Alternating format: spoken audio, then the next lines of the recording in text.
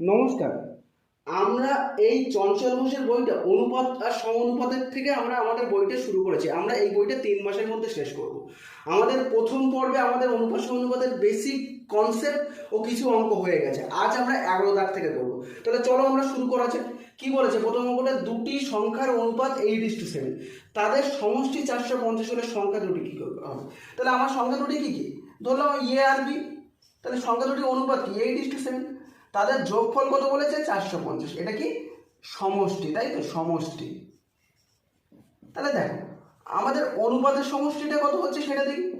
28 সাত কত 15, 15টাই তো 450। তাহলে কত গুণ করলে 15কে 450 সমান করতে গেলে কত গুণ করতে হবে? 30 গুণ করতে হবে, তাই তো। 3 15 45। আর আমরা কি জানি অনুপাতে একজনের সাথে যা গুণ হয় অপর সবার সাথে তাই গুণ হবে। তাহলে 28 সাথে গুণ করলে কত হয়? 3 8 24, 240। আর একটা কি 3 7 21, মানে কত 210। তাহলে সংখ্যা একটি সংখ্যা হলো 240 আর একটা সংখ্যা হলো 210। ক্লিয়ার? চলো আমরা পরের সমস্যাটা যাই।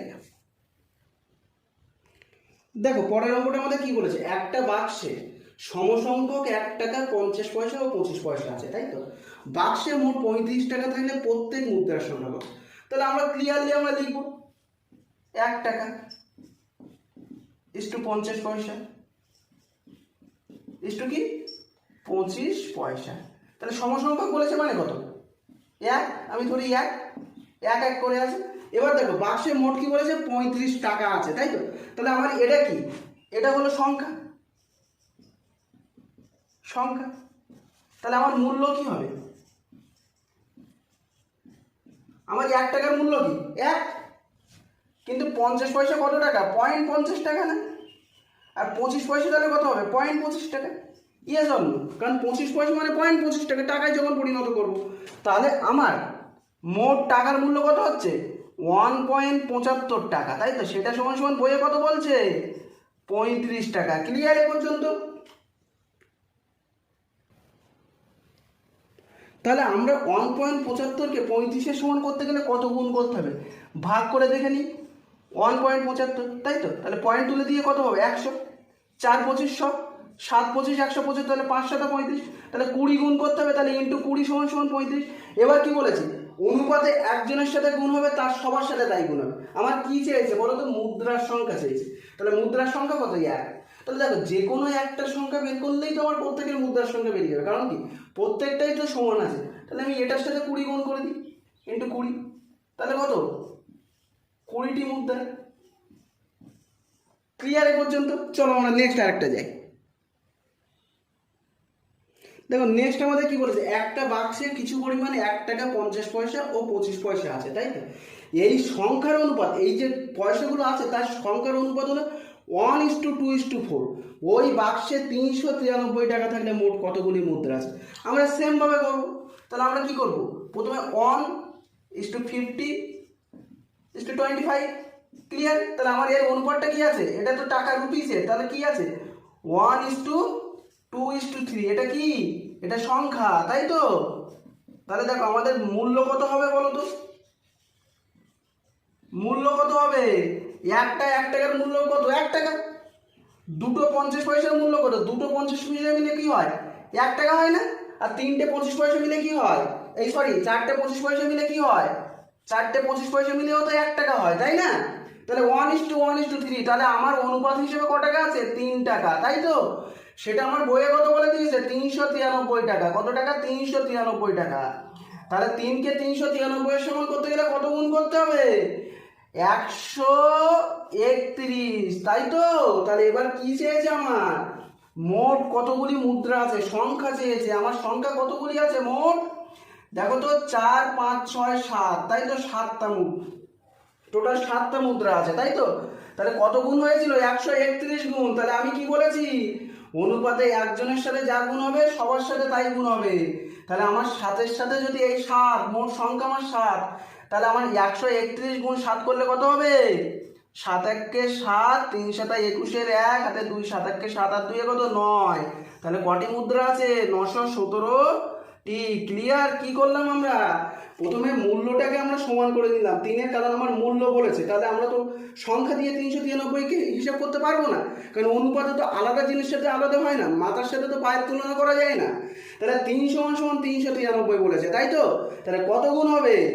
131 গুণ। তাহলে আমার দেখো অনুপাত হিসেবে কটা কটা সংখ্যার কটা মুদ্রা আছে? 7টা মুদ্রা, তাই তো? কিন্তু 7টা মুদ্রা হলে কি 393 টাকা হবে? না, হবে না। কেন বলো তো? কারণ এই যে 131 গুণ করেছি, সেটাও তো 7-এর সাথে গুণ করতে হবে। তাহলে 131 গুণ 7 কত? 917। তাহলে আমার মোট মুদ্রা আছে কটা? 917টি। ক্লিয়ার?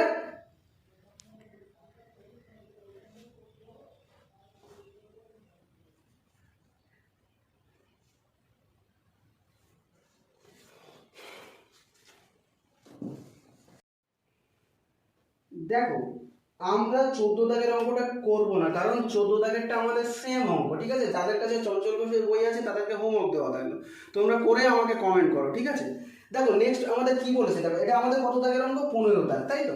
15 দাগের অঙ্কটা আমাদের কি বলেছে দেখো, একটি ব্যাগে 5 টাকা ও 10 টাকার মোট 80টি নোট ছিল। মোট কটা নোট? 80টি নোট ছিল। ওই ব্যাগে মোট 600 টাকা থাকলে 10 টাকার নোটের সংখ্যা কত? দেখো এই ধরনের অঙ্কের ক্ষেত্রে একটাই জিনিস মনে থাকবে, এই ধরনের অঙ্ক থাকবে যে কোনো একটা হয় 5 টাকা নইলে 10 টাকা থেকে মোট যে কটা নোট আছে মোট ধরে দেবে, ঠিক আছে? তাহলে দেখো আমার যদি আমি ধরলাম 10 টাকা সাপোজ, তাই তো? একটা দশের মান কত? 10 টাকা। তাহলে 80টা যদি 10 টাকা থাকতো কি হতো? তাহলে কত হতো? 800 টাকা, তাই তো? দেখো কারণ কি, একটা নোটের মূল্য যদি 10 টাকা হয়, 80টার মূল্য কত? 800 টাকা। কিন্তু কিন্তু আমার বইয়ে কত আছে? কিন্তু আমার আছে কত সেখানে? 600 টাকা, তাই তো? 600 টাকা কেন আছে? কারণ আমার সেখানে তো কিছু 5 টাকা আছে, তাই না? সেই কারণে কত বেশি হয়েছে? 200 টাকা বেশি হয়েছে। কি কারণে? কারণ আমার এখানে কিছু 5 টাকা আছে। তাহলে আমরা 200, আমাদের 5 টাকা সমান কত বলো? 5 টাকা করতে গেলে কি হয়? 5 টাকা সমান একটা নোটে, তাই তো? তাহলে 200 হতে গেলে কি হবে? 200/5, তাই তো? সমান সমান 40টি। তাহলে কি আমার 40টা কিসের নোট হলো? 5 টাকার নোট। তাহলে আমার মোট নোট কটা? 80টি, তাই তো? তাহলে 80 থেকে 40 বিয়োগ করলে কি হয়? 40। তাহলে 40টি 10 টাকার নোট।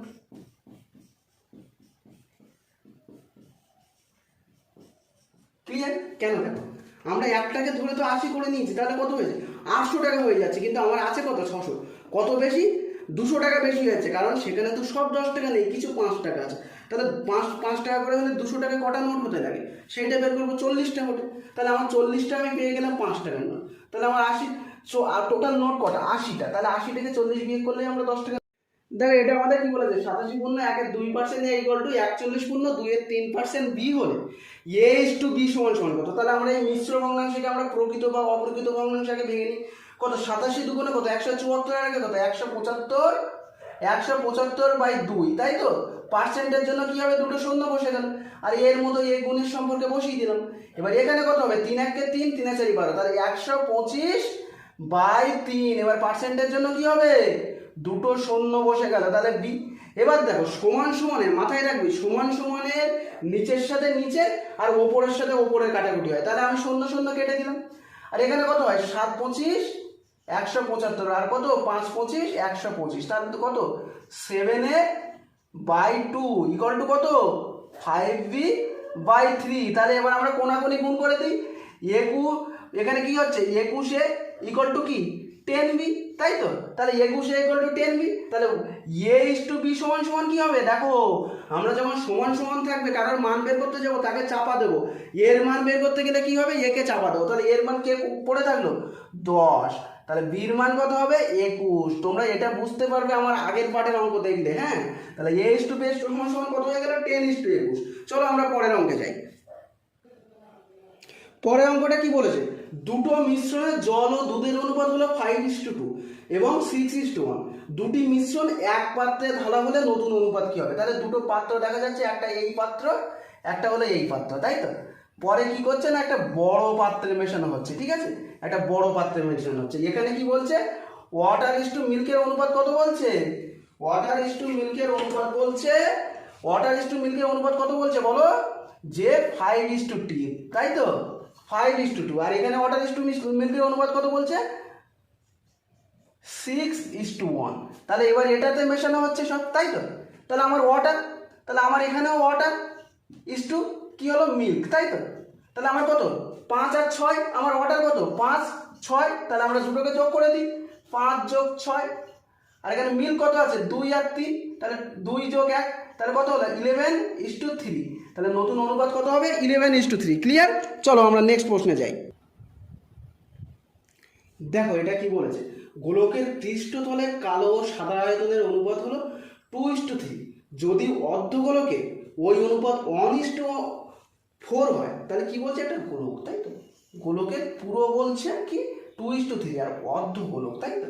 তাহলে বাকিটা কত, তাই তো।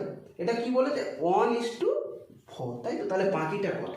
তো আমরা এক্ষেত্রে কোনো, দেখো এইটা ডিজিট সহ কমন পাবে, আমরা এর বাইরে কোনো নিয়মে যাব না। আমাদের আগের অনুপাত কত ছিল 2:3, তাহলে আমরা 2:3 লিখলাম। আর এখন কতটা বেরিয়ে গেছে 1:4। দেখো দুজনের পার্থক্য, দেখো দুজনের পার্থক্য কিন্তু সব 2 করে, তাই না। এই 2টা ওপরের সাথে গুণ করব, গুণ করলে কত হবে 2 2 কত 4, আর 3 2 কত 6। আমার ওর থেকে বেরিয়ে গেছে কত 1:4। তাহলে 1:4 আমাদের রঙেরটা বলে দিয়েছে, তাহলে বাকিটা কত 3:2। তাহলে আমার বাকি গোলকের অনুপাত কত 3:2। আমরা কি করলাম, আমাদের মোট অনুপাত বলে দিয়েছে 2:3, তাই তো। অর্ধ গোলকের অনুপাত বলেছে 1:4। দেখো দুজনের কোণাকুণি ডিফারেন্স কত হয়েছে 2 করে, সেই 2টা আমরা ওপরের সাথে 3-এর সাথে 2 একবার গুণ করে দিলাম, আর 2-এর সাথে গুণ করলাম, গুণ করে কত হলো 4:6। কারণ অর্ধ গোলক, তাহলে মোটটা কি হবে সেই জন্য করা, বুঝতে পেরেছো। তাহলে কত হলো 4:6, আর আমার অনুপাত কতটা চলে গেছে কত অর্ধগোলকে তো 1:4, তাহলে বাকি কত পড়ে থাকবে সেটা বিয়োগ করে দিলাম, তাহলে 3:2। ক্লিয়ার? চলো নেক্সট যাই। দেখো নেক্সট আমাদের কি বলেছে, দুটো সংখ্যার অনুপাত 9:14। তাহলে দুটো সংখ্যার অনুপাত কি 9:14, তাই তো 9:14। বৃহত্তম সংখ্যা ক্ষুদ্রতম সংখ্যা অপেক্ষা 15 বেশি হলে সংখ্যা দুটি কি কি। কোনো ভয় পাওয়ার দরকার নেই। দেখো কি বলেছে 9:14 অপেক্ষা বড়, তাই তো। কত বড় 55 বড়, কিন্তু আমাদের অনুপাতে কত বড় সেটা আমরা দেখি। কত বড় 9 থেকে 14 ডিফারেন্স কত 5। 5টা আমার বইয়ে কত বলে দিয়েছে 55। আর আমাদের অনুপাত মানে সেই মূল সংখ্যাকে ছোট করেছি, ছোট করায় আমাদের পার্থক্য হয়েছে 5, কিন্তু আমাদের মূল সংখ্যায় পার্থক্য হলো 55। তাহলে 5কে 55 সমান করতে গেলে কত গুণ করতে হবে 11 গুণ, 5 11 55। তাহলে আমি কি বলেছি অনুপাতে একজনের সাথে যা গুণ হয় প্রত্যেকের সাথে তাই গুণ হয়। তাহলে 9-এর সাথে 11 গুণ করলে কত হবে 99, আর 14-এর সাথে 11 গুণ করলে কত হবে বলো 154, তাই তো। দেখো দুজনের পার্থক্য কিন্তু ডিফারেন্স কিন্তু 55 হচ্ছে, তাহলে আমাদের অঙ্ক কিন্তু হয়েছে। ক্লিয়ার? তাহলে আমরা চলো নেক্সট প্রবলেমে যাই। দেখো আমাদের নেক্সট কি বলেছে, এ বি ও সি এর আয়ের অনুপাত হলো 2:9:11। বি এর আয় এর আয়ের অপেক্ষা যদি 280 টাকা বেশি হয়, তাহলে সি এর আয় কত। তাহলে আমরা সেই আগের মতো আগে অনুপাতগুলো লিখি, A is to B is to C কত বলেছে 2:9:11, তাই তো। বি এর আয় এর আয়ের অপেক্ষা 280 টাকা বেশি, দেখো 9 টাকা। আমার এখানে আমি ধরবো না, আমার বি এর আয় এখানে কত 9, এর আয় কত 2, কত বেশি 7 বেশি, তাই তো। 7 সমান সমান সেটা কত বলে দিয়েছে বইয়ে 280 টাকা, তাই তো।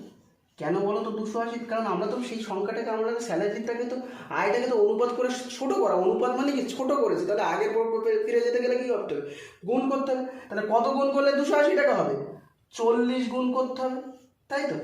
কত গুণ করতে হবে 40 গুণ, তাই তো। 4 7 28। তাহলে আমি কি বলেছি অনুপাতে একজনের সাথে যা গুণ হয় অপরজনের সাথে তাই গুণ হয়। আমার সি এর আয় কত এখানে 11, তাহলে কত গুণ হবে, কত গুণ হয়েছে 40, তাহলে সেই 40টা এখানে গুণ করে দাও।